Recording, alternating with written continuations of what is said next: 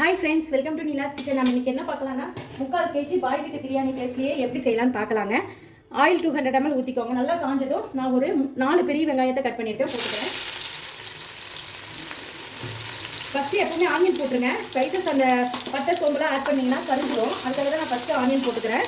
இப்போது சோம்பு ஒரு piece, biryani leaf 2 leaf 2 cut பண்ணியிருக்கேங்க. கல்பாசி 2, அன்னாச்சி மொக்கு 2, ஏலச்சி 3, கிராம்பு 5, ஒரு 4 பட்டை எடுத்துருக்கேங்க. இதெல்லாம் போட்டுக்கலாம். கசகசா கொஞ்சம் வச்சுக்கிங்க. இந்த ஆயிலே போட்டு வதக்கோங்க. ஆனியன் போட்டு அதுக்கப்புறம் ஸ்பைசஸ் ஆட் பண்ணுங்கள்.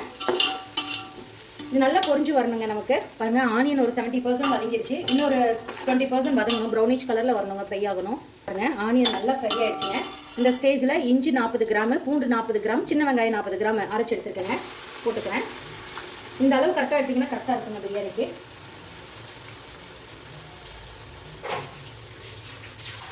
இல்லைன்னா உங்களுக்கு ஸ்பூன் அளவு சொல்லணும்னா இஞ்சி பூண்டு சம அளவு அரைச்சி வச்சுருந்தீங்கன்னா 4 டேபிள் ஸ்பூன் வந்துட்டு இஞ்சி பூண்டு பேஸ்ட்டுங்க.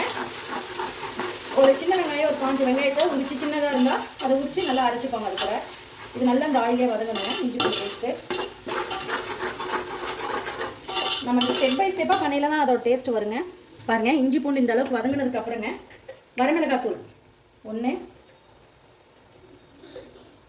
நான் வந்து 1/4 ஸ்பூன் வரமிளகாத்தூள் போட்டிருக்கேங்க. இது கொஞ்சம் காரம் கம்மியான வரமிளகாங்க. காரம் அதிகம்னா நீங்கள் 1 ஸ்பூன் போட்டுக்கோங்க போதும். பிரியாணி மசாலா வீட்லேயே அரைச்சது 1 டேபிள் ஸ்பூன் அளவு போட்டுக்கிறேங்க. அவ்வளோதான். இதை நல்லா வதக்கி விட்டுக்கணும். இந்த ஆயிலே நல்லா ஃப்ரை ஆகணும் நமக்கு. அப்போ தான் பிரியாணிக்கு நம்ம எந்த ஒரு ஆர்டிஃபிஷியல் கலர் நம்ம யூஸ் பண்ண வேண்டியதில்லை. இதோட கலரே நல்லா இருக்குங்க. பாருங்கள், இந்த அளவுக்கு நல்லா டீப்பாக ஃப்ரை ஆகணும். ஒரு 2 நிமிஷம் நல்லா ஃப்ரை ஆகட்டும். அந்த மிளகாவோட பச்சை வாசம் எல்லாம் போயிடுச்சுங்க.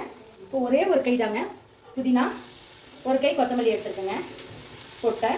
இந்த ஆயிலே நல்லா வதக்கிடணும் புதினா கொத்தமல்லியை. அப்போ தான் அந்த டேஸ்ட்டு மனம் எல்லாமே இறங்குங்க ஆயிலில்.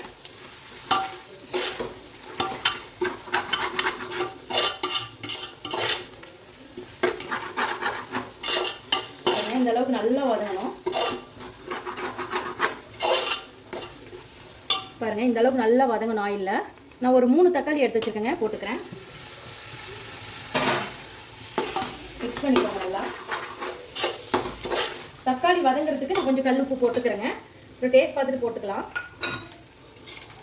நான் ஒரு டேபிள் ஸ்பூன் அளவு போட்டுக்கேங்க. நல்லா தக்காளி வதங்கணும். இப்போ க்ளோஸ் பண்ணி வச்சுக்கலாங்க. பாருங்கள், தக்காளி எல்லாம் நல்லா குழஞ்சி இந்த மாதிரி கிரேவி பக்கத்துக்கு வரணுங்க. குழஞ்சிடணும் தக்காளி, கண்ணுக்கே தெரியக்கூடாது. இந்த அளவுக்கு ஃப்ரை ஆனாதான் தக்காளி அந்த பச்சை வாசம் அடிக்காதுங்க. இன்னொன்று டேஸ்ட்டும் நல்லா இருக்கும் பிரியாணிக்கு. இந்த ஸ்டேஜில் 200 ml கர்ட் எடுத்துருக்கேங்க, ஊற்றிக்கிறேன். அதே இதுக்கும் நல்லா மிக்ஸ் பண்ணிக்கலாம்.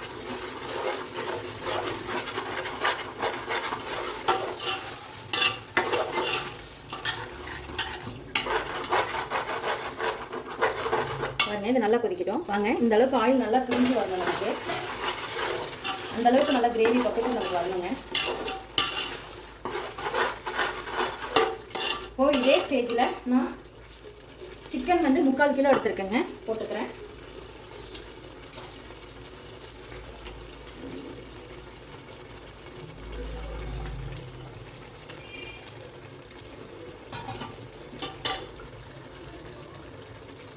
இது நல்லா இது பண்ணிக்கலாம், கட்டி விட்டுக்கலாம்.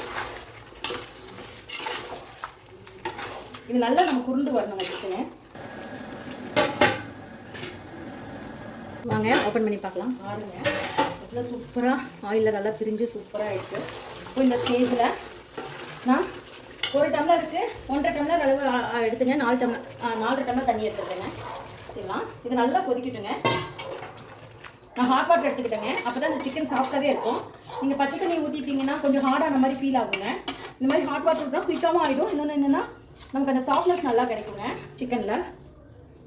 ஓப்பன் பண்ணி பார்க்கலாம். பாருங்கள், சிக்கன் ஒரு 50% வெந்துருச்சுங்க. நான் எடுத்து வச்சுருக்கேன் ரைஸ் ஒரு 30 நிமிஷம் ஊற வச்சு வச்சுருக்கேங்க, போட்டுக்கிறேன். நான் சீரக சாம்பார் ரைஸ் எடுத்துக்கிறேங்க.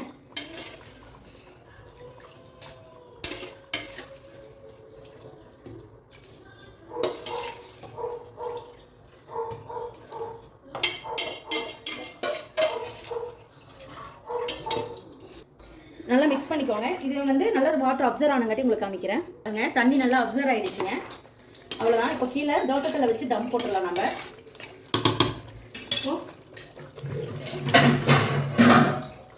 பாருங்க தண்ணி நல்லா அப்சர்வ் ஆயிடுச்சு.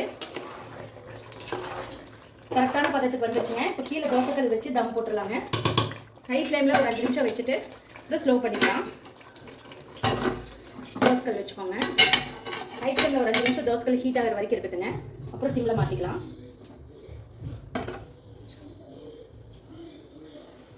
வச்சுட்டு ஒன்ஸ் மிக்ஸ் பண்ணிவிட்டுங்க க்ளோஸ் பண்ணி வச்சுக்கோங்க.